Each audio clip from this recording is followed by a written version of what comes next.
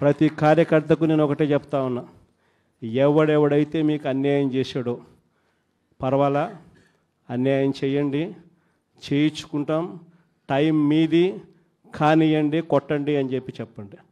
ఆడు ఎవడు ఏం చేస్తా ఉన్నాడో పేరు రాసుకోండి. రెడ్ బుక్ అని నేను చెప్పను, కానీ పేరైతే రాసుకోండి. మీరు ఏ బుక్లో రాసుకున్నా పర్వాలా, పేరైతే మీరు రాసుకోండి. దాని తర్వాత మాత్రం అన్యాయం చేసినోనికి సినిమా మాత్రం మనం చూపిస్తామని చెప్తాను. ఆ మనిషి రిటైర్డ్ అయి ఉన్నా కూడా లాక్కొని వస్తా, ఆ మనిషి దేశం విడిచిపెట్టిపోయినా లాక్కొని వస్తా. ఎవరిని వదిలిపెట్టేది ఉండదు. ఒక్కొక్కడికి మాత్రం సినిమా మాత్రం ఎలా చూపించానో అలా చూపిస్తామని మాత్రం చెప్తాను. ఖచ్చితంగా వీళ్ళు ఏదైతే నాటుతున్నారో, ఏదైతే ఇత్తుతున్నారో, ఇది రెండింతలు వీళ్ళకు పండే కార్యక్రమం కూడా జరుగుతుందని మాత్రం ప్రతి కార్యకర్తకు గట్టిగా చెప్పండి. గత వైసీపీ నాయకులు, గత ముఖ్యమంత్రి ఆయన పోలీస్ అధికారులను బెదిరిస్తూ ఉన్నారు. ఐపీఎస్ మన చిత్తూరు జిల్లా ఐపీఎస్ అధికారిని సుబ్బారెడ్డి గారిని మీరు ఎక్కడ సప్త సముద్రంలో మీరు వెళ్ళినా కానీ వెతికి పట్టుకుంటాం, డీజీపీ గారిని వదలం, రిటైర్మెంట్ అయినా అని చెప్తా ఉన్నారు. నేను చెప్తా ఉన్నాను, వాళ్ళనే కాదు ఎవరైనా సరే మీరు అధికారులకి ఇలాంటి థ్రెట్స్ ఇచ్చి మీరు కనుక వాళ్ళ మీద చిన్న ఈగ వాలిన, వాళ్ళ మీద ఘాటు పడ్డా, చిన్న గీటు పడ్డా కూడా మీరే బాధ్యత వహించాల్సి వస్తుంది. దీన్ని సుమోటోగా కింద తీసుకుంటాం. ఇది నేను అధికారులు వాళ్ళకి కర్తవ్యాన్ని నిర్వర్తిస్తుంటే మీరు ఇలా బెదిరిస్తే అధికారులు ఎవరు బెదిరిపోరు.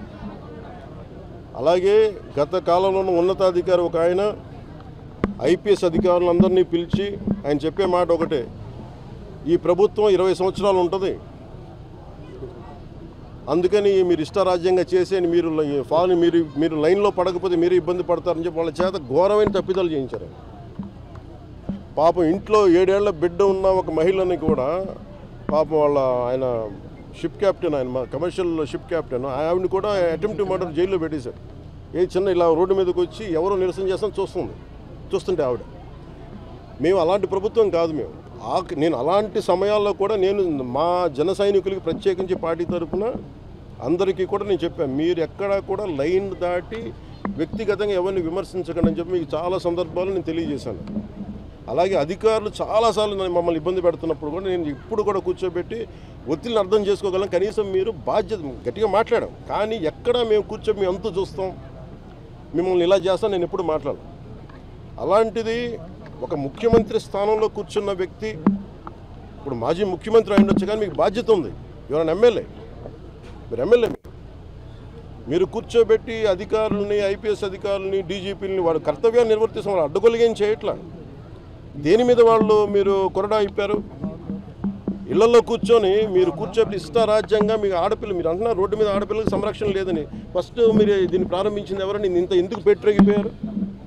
ఈ దేశంలో ఎప్పుడు కూడా, ఈ రాష్ట్రంలో ఎప్పుడు కూడా లేదు ఇంత పెట్టిపోవడం. నాయకులు గత ప్రభుత్వ నాయకులు ఇష్టారాజ్యంగా మాట్లాడారు. ఒక్కొక్కళ్ళు ఏదంటే అది మాట్లాడేశారు. ఇళ్లలోకి వస్తూ ఉంటారు, మన ముఖ్యమంత్రి గారి సతీమణిని తిట్టారు, కుటుంబ సభ్యుల్ని తిట్టారు. ఎన్నోసార్లు నాకు వచ్చి మీ ఇళ్లలోకి వచ్చి రేపులు చేస్తూ ఉంటారు. ఇలాంటి మీకు 3 ఏళ్ల బిడ్డల్ని, 5 ఏళ్ల బిడ్డల్ని మీరు రేపులు చేసి ఎందుకు వచ్చేస్తున్నారంటానికి పాలించాల్సిన నాయకులు, అసలు క్రమశిక్షణలో ప్రజాస్వామ్యాన్ని బలంగా తీసుకెళ్లాల్సిన నాయకులు ఇష్టారాజ్యంగా మాట్లాడుతూ ఉంటే కింద క్రిమినల్స్కి ఏమైపోతే మనం తప్పులు చేస్తే పర్లేదు. This has become a president.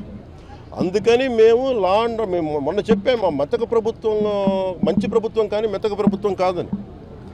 అలాగే మేము ఎవరైతే వార్నింగ్లు ఇస్తున్నారో వారికి నేను చెప్తా ఉన్నాను, this I will take to the highest authorities in India. గుర్తుపెట్టుకోండి, ఒక్క ఐపీఎస్ అధికారి ఇప్పుడే కాదు, భవిష్యత్తులో కూడా 10 సంవత్సరాల తర్వాత అయినా సరే కేసు మీ మీద వచ్చేలా పెడతాం ఇంకొకసారి ఇలాంటి వార్నింగ్.